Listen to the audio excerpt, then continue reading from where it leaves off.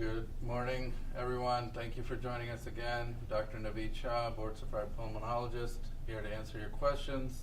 Last session, we had some amazing questions, so I'm happy that people are asking very, very intelligent questions and very good questions. And again, no question is not a good question, but the questions I got last time, I was very impressed. And just to kind of follow up, there was a question about, does COVID permanently damage the lungs? And I just wanted to kind of go over that. There is, COVID can cause several things within the lungs. There's an acute, there's a subacute, and then there's a chronic phase. And so the acute, especially in the first batch of COVID, it carried on to more of a fibrotic change, which would be kind of a chronic, you can't get rid of that. So once the lungs get scarred or fibrotic, that's not changeable. But then there is also the subacute, which, or acute, which you see ground glass, if you ever heard of ground glass. And you can see ground glass in other things, not just COVID. You can see it sometimes in heart failure. You can see it in what we call atypical pneumonia. You can see it in certain inflammatory conditions like hypersensitivity pneumonitis. And that typically, if it's taken care of, it will go away. Sometimes that ground glass can turn into some fibrotic changes as well. You can also see fibrosis, ground glass, if you're aspirating, meaning there's GI content that is actually going into your lungs. And there's some patients that have difficulty kind of keeping their, you don't control it, but they don't control either their epiglottis. So, or a lot of reflux. We see patients with bronchiectasis, so reflux is a very important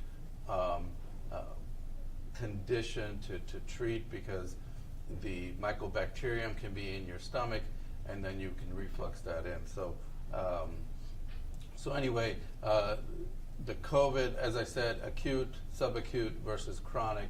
The fibrosis is more chronic.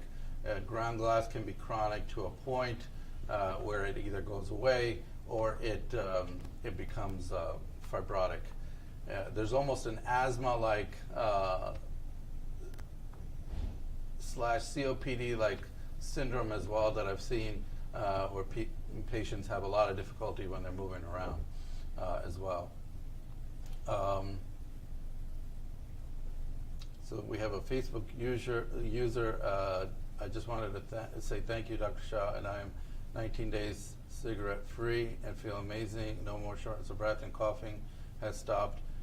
Feel better than I have a long time, smoked for 35 years. So I'm glad you're feeling better.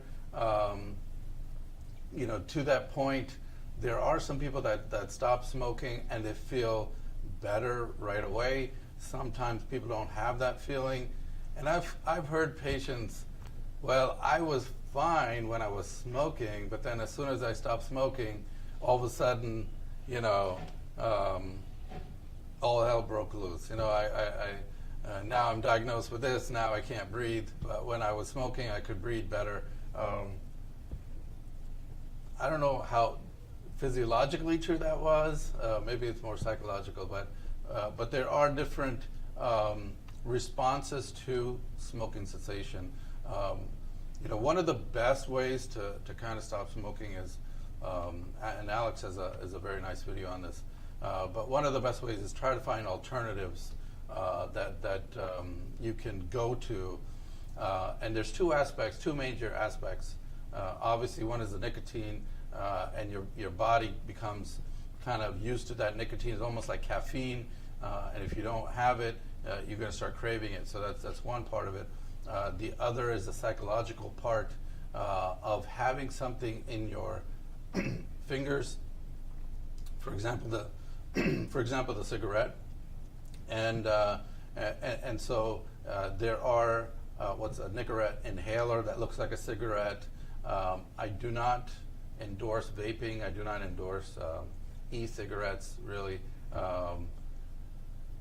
there's patches, there's lozenges, and I want to give you one. As far as the lozenges, I believe there are 3 micrograms of nicotine, so don't quote me on that, but they're a very small amount of nicotine. It's not the same as the patch, so you can use the patch and the lozenge at the same time. So don't think like, well, I have the patch and now that's all I can do. No, there's other, there's that inhaler, there's the lozenges, there's the patches, and the patches have different micrograms of nicotine as well. Can you use 2 patches? Yes, you can. It's not always advised. Sometimes you get nausea, but you can use them. You can even use hard candy, and the users saying Tic Tacs, peppermints. Those are a little bit more potent in a sense. So there's ways to get off the smoking. One of my patients gave me a great idea. He used it. It sounds funny, but it really worked for him. And when you conceptualize it, it really does sound like it could really work for a lot of people, although it's kind of kooky, right? So what he said was he had a toothbrush in his pocket, and wherever he'd go, as soon as he got the craving for a cigarette, he would start brushing his teeth. Now, it's kind of funny, but I think it would work. I think it would really help a lot of people. Whether you use toothpaste or not, that's a different issue. But if you just start doing it, because, for example, if you use the patches about 15%, you get good results in about 15% of the time. If you use what's called Zyban plus the patches, you're looking at about 30%. The Zyban is basically, it's an antidepressant, but what it does work is on obsessive compulsive behavior.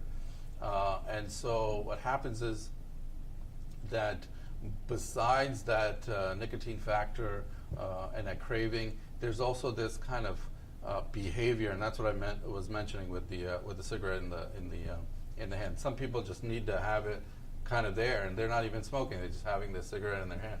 So that obsessive compulsive behavior is treated by the Zyban, so I think as far as smoking cessation, there's a bunch of different things that are out there. Not one size fits all, but there may be a little of this and a little of this and a little of this. So it's not going to be just like, well, I have the patch. That's right. So that's not how it works.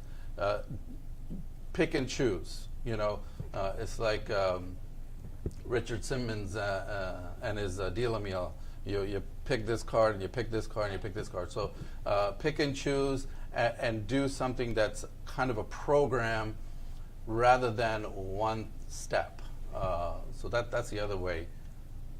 Don't just think of it as like, okay, I got the patch, it didn't work, I'm back to smoking. No, pick and choose, and choose several things that you would do throughout the day, each day, and I think that's the best way. Thank you for your comment. I use suckers, the hand-to-mouth motion helped me. So exactly. So that's part of it. So do 2-3 different things and then put it together. Whatever works best for you. I care for my 86-year-old mother who has CHF COPD. She's on 2 liters oxygen continuously. She takes Entresto and Trilogy inhaler and has been doing well. Lately, she gets out of breath now and getting up. She mainly gets up only to use the bathroom. I'm unsure if I should have her exercise more or if she should see the cardiologist or pulmonologist. Get her out is difficult. Any advice? So I think the answer is yes, get her out and exercise more.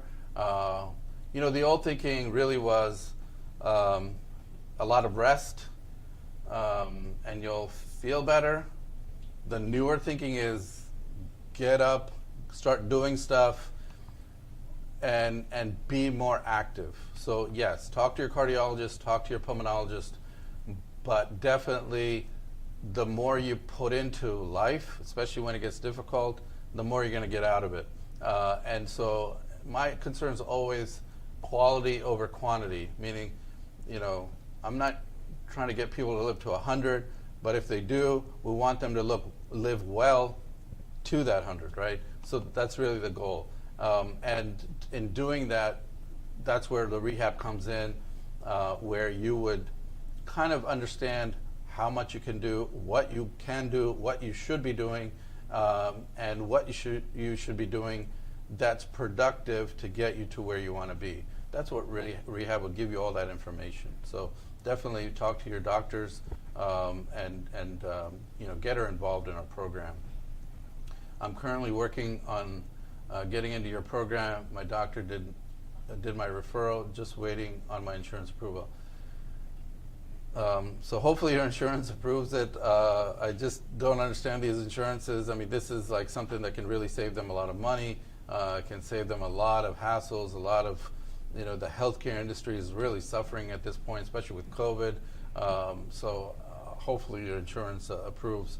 If it doesn't approve, we do have mynewlungs.com online. You watch the videos, you kind of do it on your own.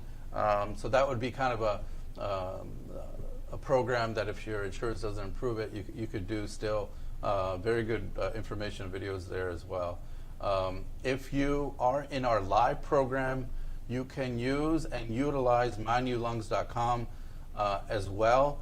Again, the therapy is going to be about twice a week, so it's going to be Wednesday and Friday, whereas more educational on Monday. And you use the My New Lungs, and you do extra kind of therapy on your own. That will be additive to what you're doing with our classes. So the more you put in, the more you're going to get out. I have pulmonary fibrosis, still trying to find the cause. What are the chances my siblings have it also? So there are a few that would be genetic. Most pulmonary fibrosis conditions are not genetic. And even if they are genetic, it's less likely that you're going to have a sibling or someone else that had it, although possible, but it's not as common. So it's less likely. It is beneficial to hold your breath longer. Is it beneficial to hold your breath longer than 10 seconds when using your inhaler? Oh.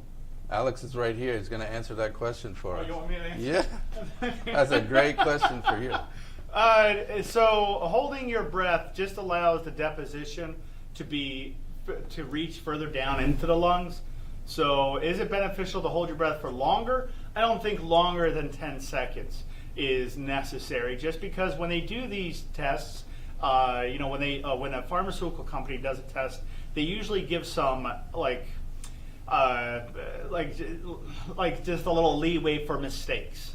Okay, so technically, I shouldn't say this, but I mean technically, if you hold it for 5 seconds, it's going to meet deposition. But 10 seconds just allows just more of a reassurance. So longer than 10 seconds, not necessary at all. And also for I don't want to cut into Dr. Shah's time, but does everybody know that we do free screenings here for pulmonary? So like if you wanted to get a pulmonary function test done, you can actually come into our office and it's free, and you can see what your function scores are using a diagnostic study. So if you're in a local area, I would highly suggest that. Anyways, I'm not going to cut into more time. Thanks, Alex. Thanks a lot. So right question at the right time. So Alex was here. So great. And by the way, so part of our rehab, and especially on Mondays when they do the educational part of it, we do go over how to best use inhalers. And one thing I want to mention is, you have to have a certain amount of inspiratory capacity to kind of get that inhaler in. It's got to be timed right. If you're not timing it right, if you don't have that inspiratory capability, try nebulized therapy as well. So that you don't have to be as much as far as concerned with timing, as far as how deep you can inhale. Is it normal to shake badly from idiopathic pulmonary fibrosis? Also, I had a colonoscopy yesterday with a 2 prep. Ever since then, I've had been very weak. When I breathe in, my chest on the right side aches. Is this normal? So the first part of your question, is it normal to shake badly from IPF? The answer is no. IPF does not cause you to shake badly. So there's something else that's going on. The second is I would expect you to feel weak after a colonoscopy, especially depending on your severity of IPF. The sedation that you got, having the procedure itself will kind of make you very weak. So that's expected. The third part of that is right-sided chest aches.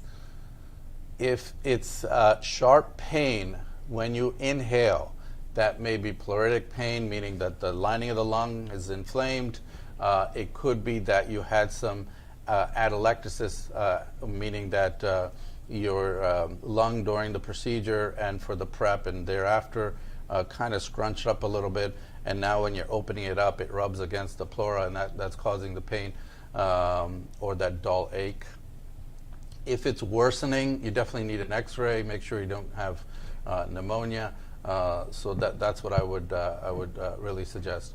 The ache or the pain on the right side is not normal, and if it continues, it needs to be looked at. The weakness is normal in a sense, but if it continues, it may be part of that process that's causing the ache on the right side. So again, if it's something you had a colonoscopy on Monday, on Tuesday you were feeling bad, then see what happens on Wednesday. If it's not any better, definitely by Wednesday night or Thursday you should be talking to your doctor.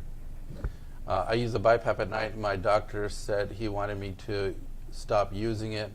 That concerns me because I'm a CO2 retainer, so I'm not sure if that's good. I don't know any doctor that would want you to stop using your BiPAP, so I'm not sure why. There's some other information why he would not want you to use it. Maybe he wants to use a different machine, or maybe you have the old Respironics machine, which has been recalled. But if you're a CO2 retainer, you definitely would want to use a BiPAP. So I would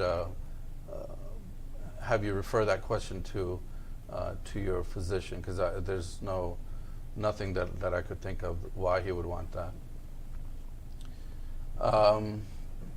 Should I continue to use my nebulizer?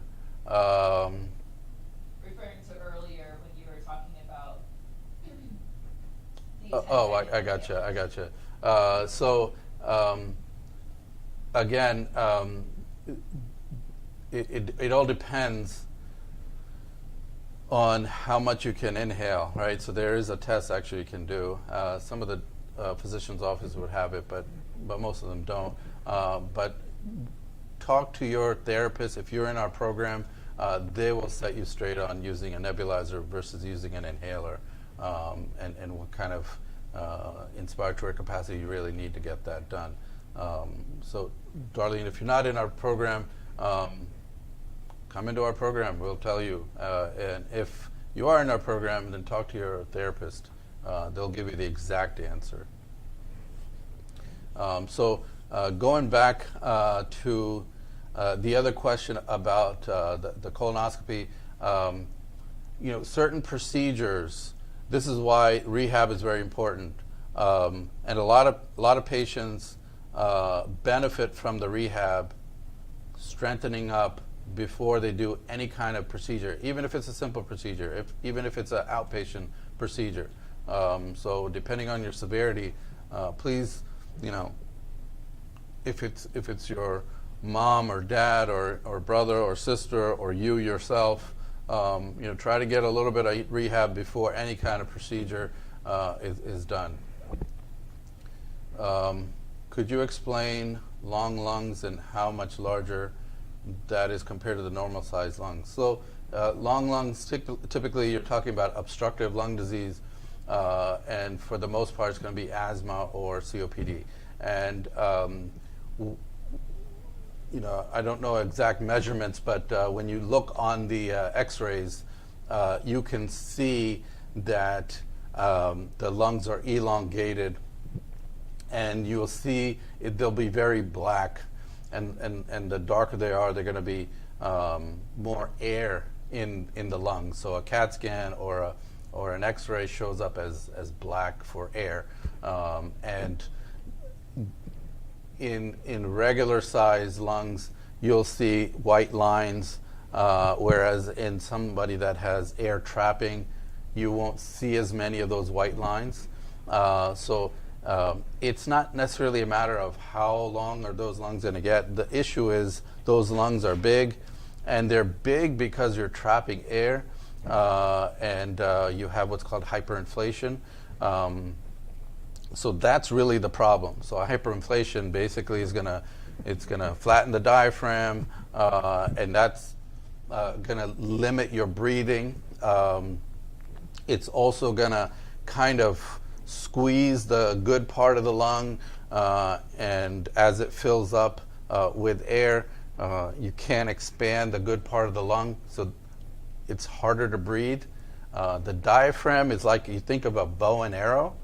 The diaphragm is like the bow, and the more curved it is, the more you can pull back, meaning the better your expansion of your lungs.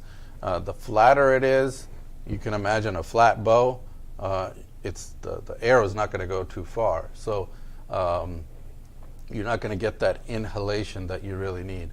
And so COPD kind of causes that flattening. Hyperinflation makes it even worse, because you're filling your lungs up. It's almost like a balloon, and now you can't. It's almost like your lungs are bloated.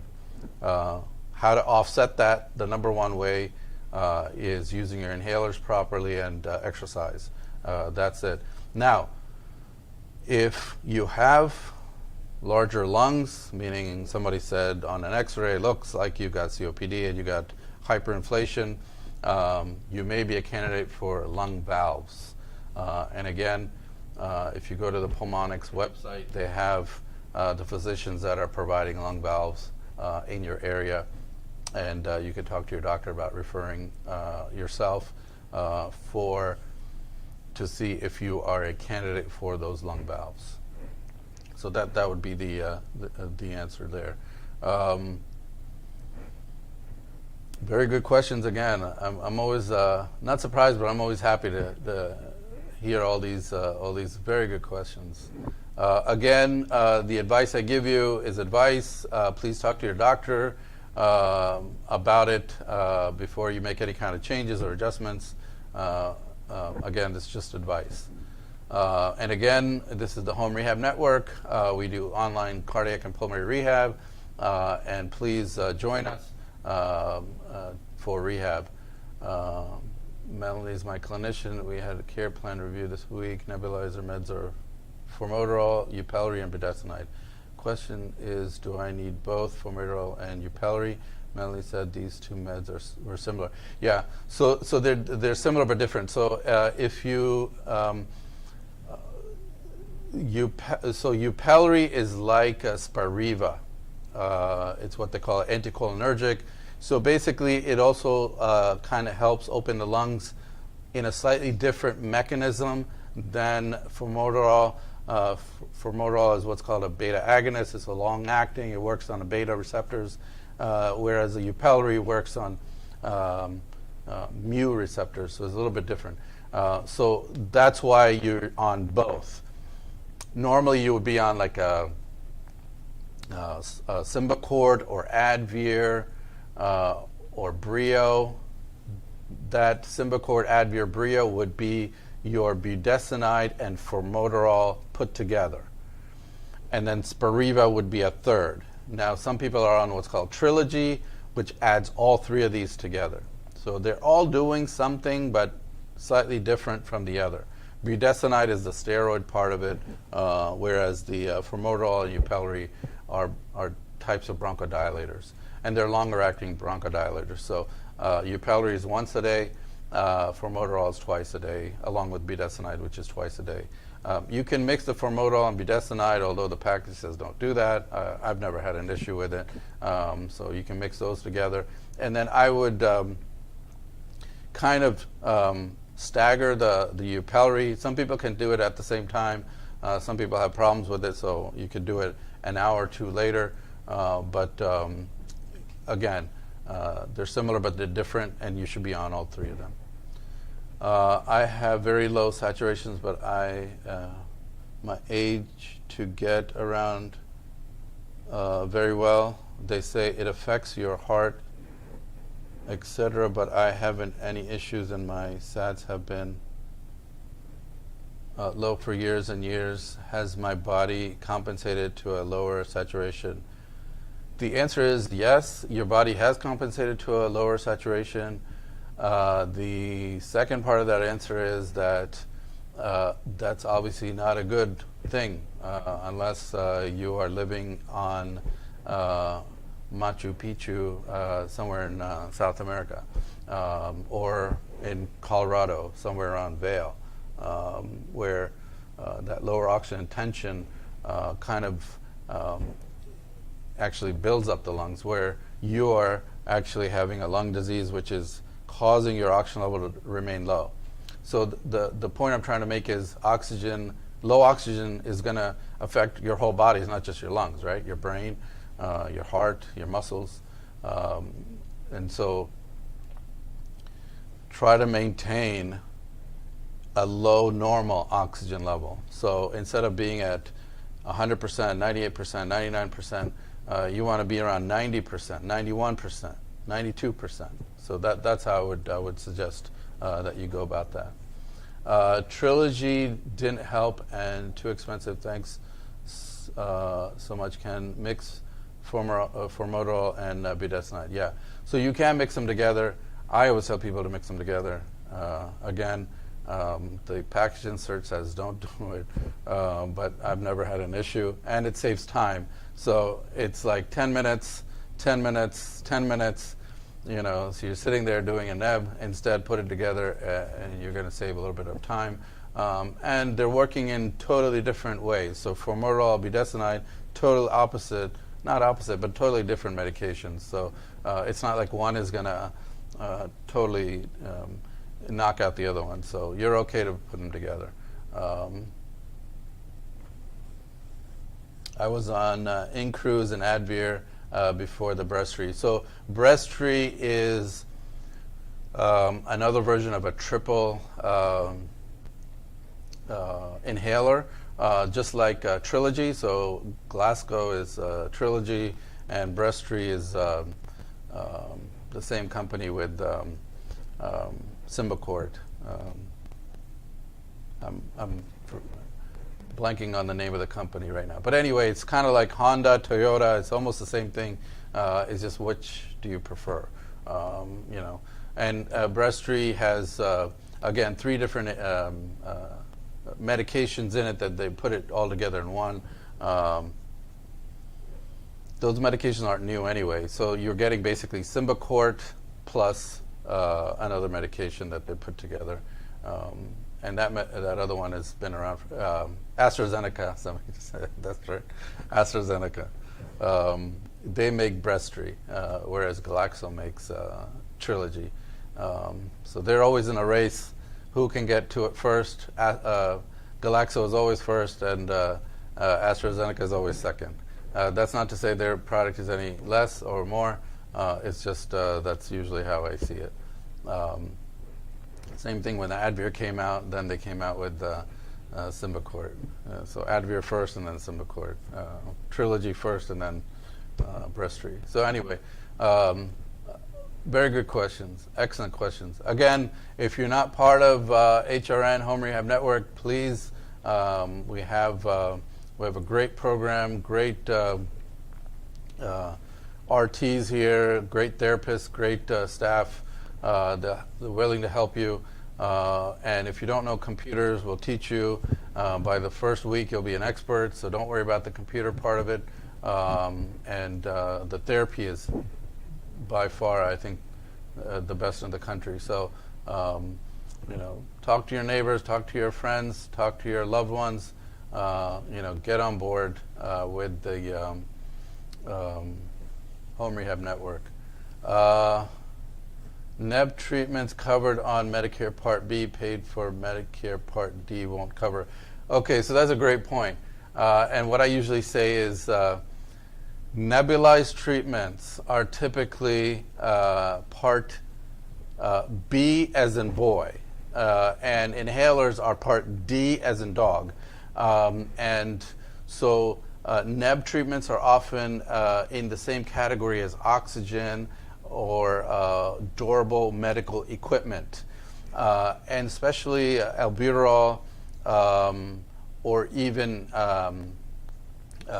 ipratropium, which is Atrovent, typically are very, not cheap, but they're less expensive if you go through Part B.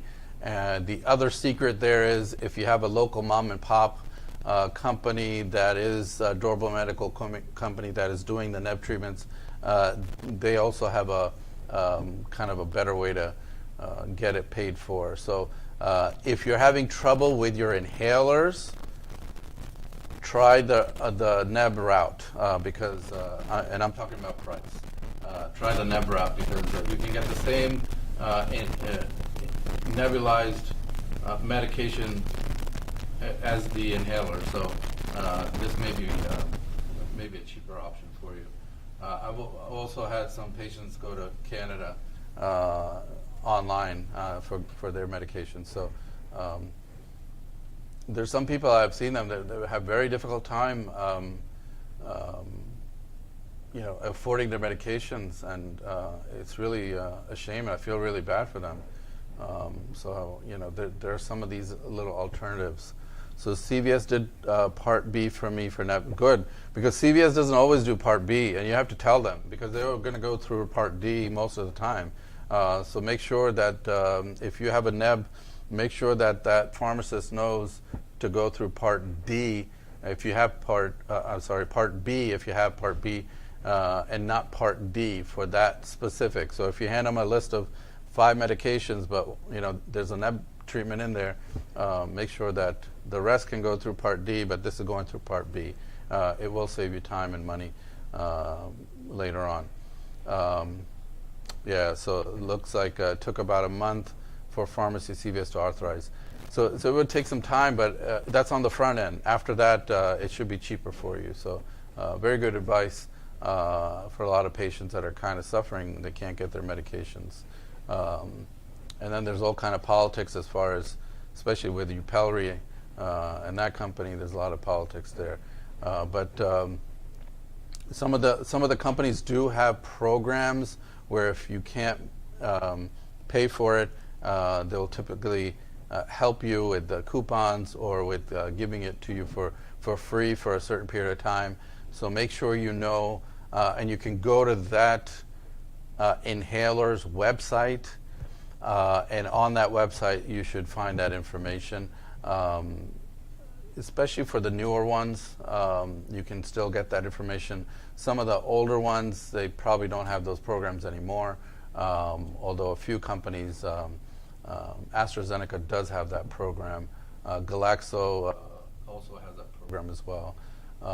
So it says Upelri Medicare pays $1,400 monthly. Medicare patients can't get specials from companies. You're right about that. Great point. Which it just blows my mind. I mean, these are the patients that really need the help, but they can't get it because Medicare says you can't anyway. So that's actually a very good point. Some of these special plans that the pharmaceuticals provide, if you're a Medicare patient, you really don't qualify for them. There are some that you do.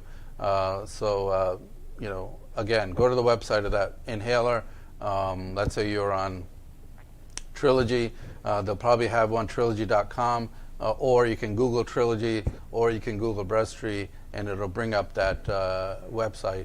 And then on that website, they'll usually a physician's portal or a patient's portal, and from there you can get some emails or numbers that may help you out. But that's a very good point. It's very unfortunate. I mean, this is the population that really needs it, and I don't know. Anyway, that's I don't want to get into the politics, but again, there are some options. So and albuterol and formoterol. Basically, formoterol is a longer-acting version, and the albuterol is a shorter-acting version. So let's say you can't afford formoterol, but you can afford albuterol, then you can use that a couple times a day, and it's cheaper for you than formoterol. So that's another kind of a trick to kind of get the bang out of your buck, I guess you could say. Having trouble with my eyes and back, doctor won't change my medicine because he says it doesn't cause that. I'm on Trilogy.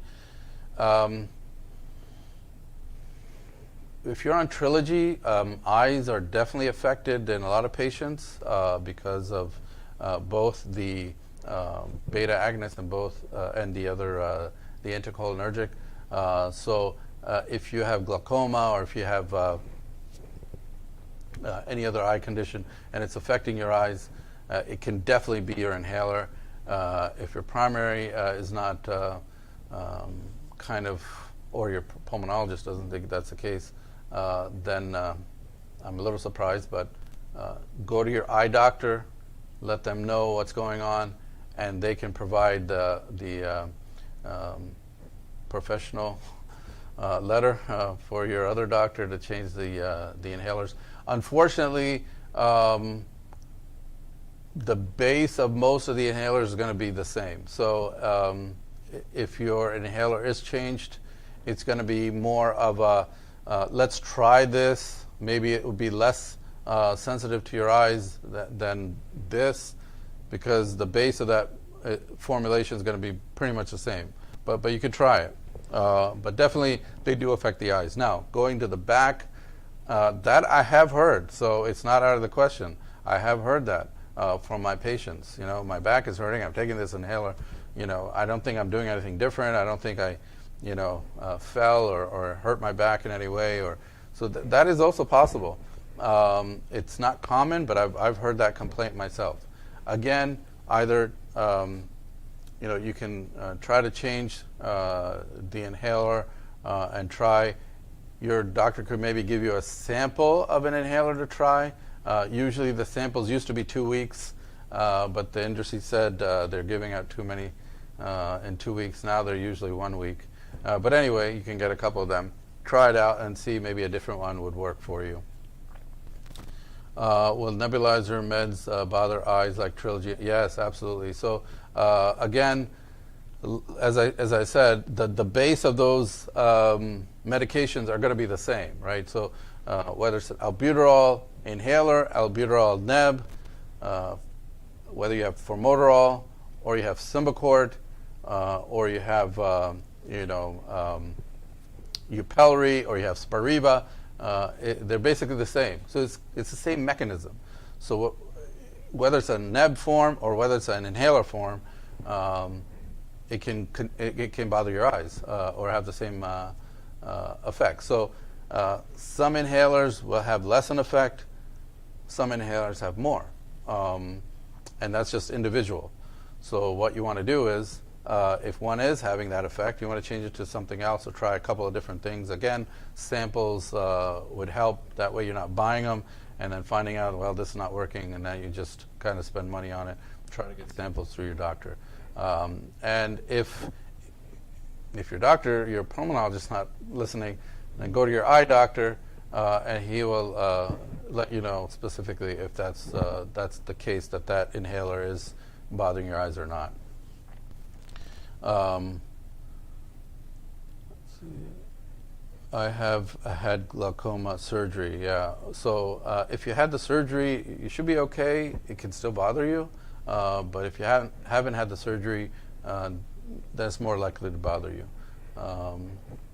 But yes, both the anticholinergic, which is Spiriva or Yupelri or Incruz, or if it's a beta agonist, such as albuterol or formoterol, they can both affect your eyes. And they can also dry your eyes too. So if you already have like dry mouth, the inhalers can give you more dry mouth. They can also give you dry eyes. These are kind of more common side effects of it. Again, jitteriness. Some people get jittery. That means that you want to either space out the inhalers or nebs, or you want to cut one out somewhere along the way. So that's very common. People get very jittery, and dry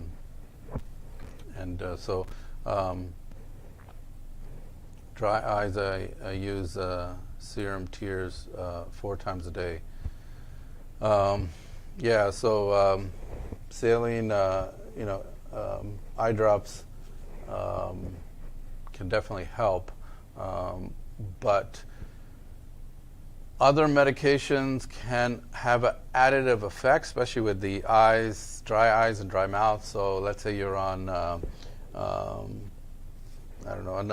maybe a antidepressant. A lot of times they will have very similar effects.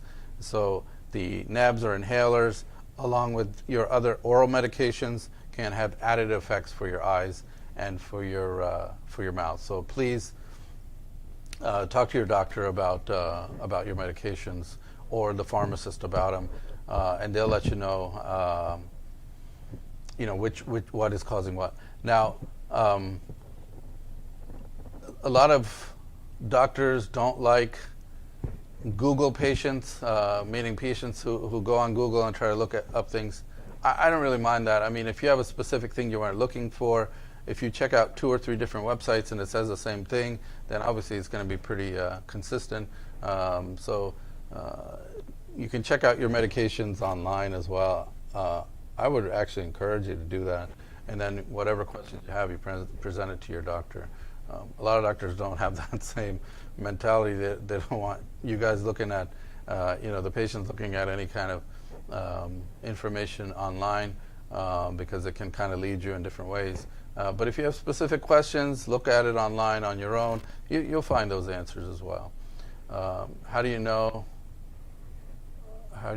you need oxygen 24/7? How do they determine that? Oh, that's a very good question. So basically, or typically, we'll see. Let's say, let me give you a scenario. A patient comes into my office. The therapist will see them. They'll take their oxygen level, and then they'll note that it's low. And then they may do PFTs, or they may take their other vitals and then send them to me. I have a chart. I know that so-and-so has COPD, or so-and-so has some kind of pulmonary issue. So that initial pulse ox was low. Then we're going to walk you in the hallway. And if your oxygen level drops below 88, then you're a candidate for oxygen. That walk is extrapolated to your sleep as well. Meaning, when you're sleeping and when you're walking, your oxygen level, those are the 2 times your oxygen level is going to go down by slightly different or somewhat different mechanisms, but that's what it's going to be. So if during that walk, you just hit 88 and then it was fine, it was like 1 point, or you're consistently, hit 88 plus you have some symptoms, we're going to put you on 24/7 oxygen at that point. That's typically how it works. Sometimes we'll do an overnight pulse oximetry, and that'll tell us what the oxygen level is. We'll sometimes start you on nighttime oxygen, and then as symptoms get worse during the day, we can do the walk again and see where you are. But typically it's that 6-minute walk, or it's not always 6 minutes, just kind of walking down the hall to see if your oxygen level is low. Then that is really extrapolated for the rest of the 24 hours. So that's really how we do it. It may sound a little like crude, but it kind of, if you think about it, usually when you're sitting, your oxygen level is going to be, for most people, especially with COPD or pulmonary fibrosis, For most people, the oxygen level is going to be okay when you're sitting. But as soon as you start moving, it's going to go down.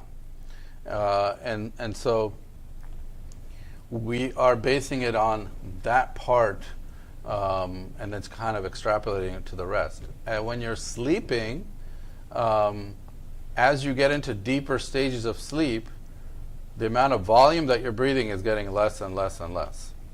So let's say you're in stage 4 sleep, which a lot of COPDers, a lot of people with lung disease don't get too much of stage 4 sleep. But let's say you're in stage 4 sleep.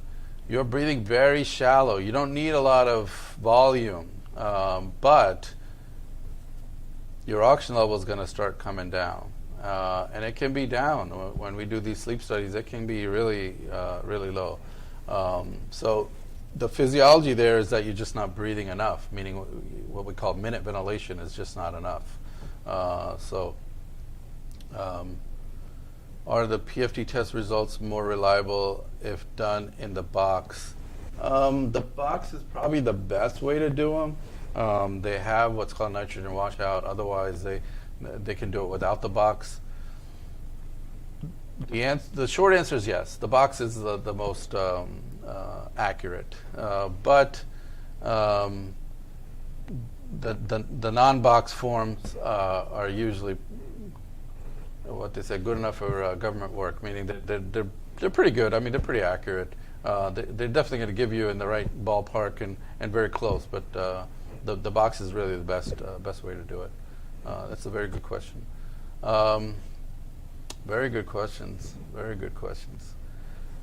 So let me know.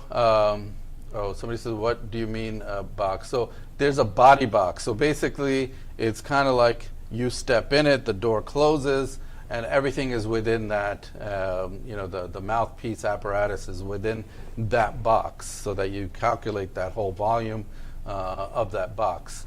Whereas if you're outside, then they have to do it in a different way, meaning they don't have a box, they do it in a different fashion. So that's what meant by the body box. Most pulmonary offices, especially if you have a couple of different pulmonologists in that office, will always have a body box. Maybe a singular physician may or may not have that. Your primary care physician would probably never have a body box, so you're only going to see it in the pulmonary office. Do nebulizers work for people with restrictive lung disease? So typically, no. They do not usually work for restrictive lung disease. Although a lot of times we'll try them, and sometimes it does work, but most of the time it doesn't work. Why did they put a clip on your nose during breathing tests? So the volume is being measured. If they don't clip your nose, we are not accounting for any leakage of air going through your nose. And so that's going to skew the numbers. So that's why the nose is clipped. So whatever's coming out is only coming out of the mouth and not through the mouth and the nose. And because those volumes, we rely on them to kind of stage patients and to see where they are. So that's why it is. That's a very good question. So what else? So typically, I'm going to go back to the restrictive lung disease. So if you put them all in a category, restrictive lung disease, typically pulmonary fibrosis, or you have neuromuscular disease, or some other kind of fibrotic changes, those lungs are not expanding. And even if we relax the muscle, which is what some of these inhalers do, because they're just set, they're cemented into place, in a sense, they're not going to really move, even if you try to open up the airway. So that's really why, if you kind of think of lungs almost cemented into place, and they just, they're really restricted. Whether I try to open up the tubing or not, it's just not going to move. Whereas obstructive, they're almost like a accordion. So that's really why nebulizers, inhalers don't really work too well for restrictive lung disease. here or there, you'll see. We'll definitely try it. I would definitely try it on my patients, and if it works, great. We'll continue. If it doesn't work, then we'll stop it. I have panlobar emphysema and on oxygen mostly at night. Woke up at 8402 sat this morning. Is that normal? Woke up at 84. Okay, so when you woke up, your oxygen level was low. In the morning, is that normal? My one question would be, when did you take your oxygen level? Was it as soon as you woke up, or was it more than 30 seconds to a minute after? And it sounds funny, but as soon as you wake up, it's almost like, when the baby comes out, all of a sudden they have to breathe air, whereas before, so that little bit of change is a whole different animal. So the same thing, when you're sleeping versus 30 seconds to a minute after you wake up, the physiology is totally different.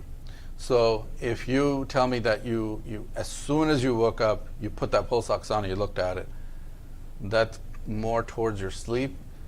Or if you're 30 seconds a minute out and you sat up and you looked at your oxygen, that's a little bit different. So you're saying probably about 5 minutes after. So that 5 minutes after is not as much due to your sleep as it is due to your emphysema. And the point there is that what I would do is I would do two things. One is reevaluate your oxygen needs. The other is you could do an overnight sleep test, a pulse oximeter, and that'll also give you the trend and the levels of oxygen throughout the night. It's a free test, guys. It's a free test, meaning your insurance covers it. I've never had anyone pay out of pocket for this test, and I think people should do more of it because it'll really track what your oxygen level is throughout the night. Some people have those watches that does that too. It's a very good idea to kind of track your oxygen at night and track your sleep in congruent with that oxygen level as well. But typically, if you're 5 minutes out, that's going to be your daytime oxygen, and that you would want to do your 6-minute walk test to see where you are with that and reevaluate how much oxygen you really need. Remind to read the pulse ox after 30 seconds. Yeah, right. So when you first put the pulse ox on, you're going to have to wait a few seconds, typically up to 30 seconds or so before you really get a good reading. Some people have vascular issues. Some people have cold hands. Anyway, some people have Raynaud's. Some people, when they wake up, they're cold. So it's got to be kind of the same parameters each time you take the pulse ox. So if it's one number way off, then you know that maybe my fingers weren't cold. Hold them, put them under your seat, under your button, warm them up before you take it. Hopefully that answers your question. But it's very important to know your oxygen level. There's a lot of people trying to avoid oxygen. There's a lot of people trying to get off oxygen. But know your level. Know it throughout the day. Know it when you wake up. Know it when you go to bed. Know it 20 times in between. Because when you are standing for a little bit, it's going to be different. When you're sitting for a little bit, it's going to be different. When you're walking, when you're more active, each time it's going to be different. And you should have an average of what it is, whatever you're doing. And that should be what you should use as kind of a template for what's the best oxygen level for you. Can you use side of finger for pulse ox, especially if you have nail polish on? You could, but I would say the short answer is no. You should definitely. Now, the red color is the worst color as far as nail polish. Some of these acrylic nails, that's also not a very good idea. You know, you want to try to keep one finger, especially if you're someone that kind of goes in and out of the hospital. Make sure you have one finger that's not has polish on it, or that polish can be removed easily, or you don't have the you know, those acrylic nails that are all worked up, because it really does impact on the oxygen level. So hopefully that answers your question. I'm out of time, guys. I love these questions. Hopefully I gave you good answers. Again, talk to your doctors. We're here just to give advice. Again, this is Home Rehab Network. Please join us for therapy. Tell a friend, tell a colleague, tell a loved one, tell your mom, dad, tell, you know, everyone. We're here to help you. We're here to answer your questions, and I appreciate all your questions. Thank you. I'll see you next time.